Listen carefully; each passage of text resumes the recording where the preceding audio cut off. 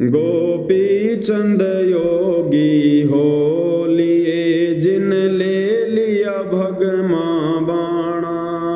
गोपी चंद योगी हो गए जिन ले लिया भगमा बाणा। गुरु महल जनाना भेजते ड्योढ़ी पे अलख जगाना। गुरु महल जनाना भेजते ड्योढ़ी पे अलख जगाना। व्यंजन छती सो छोड़ के भिक्षा का भोजन खाना। व्यंजन छती सो छोड़ के भिक्षा का भोजन खाना। तन पड़ गया कमजोर था ना खाया उदर वर के। ना खाया उदर वर के। ना खाया उदर वर के। लागी का मार्ग और है लग चोट काल जा कर के। अब देखो भाई और बहनों कितनी बढ़िया शिक्षा है।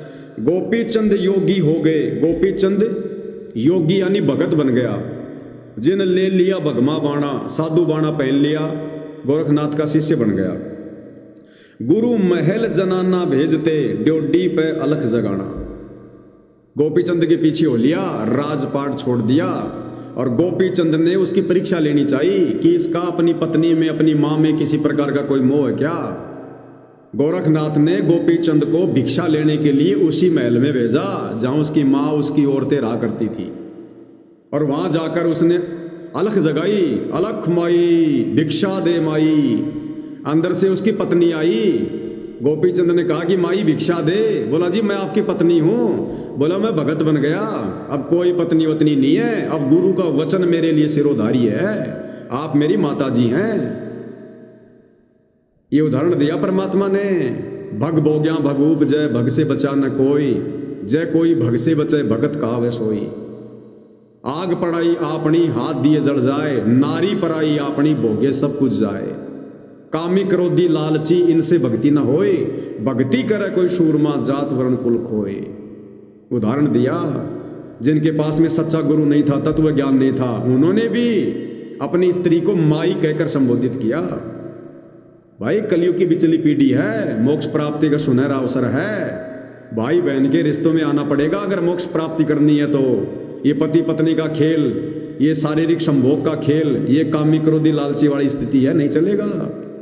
इसलिए भगवान ने साथ संगति चलवाई है ताकि हम इन बुराइयों से दूर होकर निर्विकारी हंस बने। ये बगुले बनकर भक्ति करते असंख्य योग हो गए हमारे को। तो जो भाई बहन कहते हैं ना कि ये पवन दास तो लोगों के घर तोड़वा रहा है, भाई बहन के रिश्ते बनवा रहा है, भैया लोगों ने आज से पहले ये काम कर करके भी मोक्ष प्राप्ति नहीं पाई। ये तो छोड़ना पड़ेगा। भाई बहन के रिश्तों में तो आना पड़ेगा अगर भक्ति करनी है तो, मोक्ष प्राप्त करना है तो।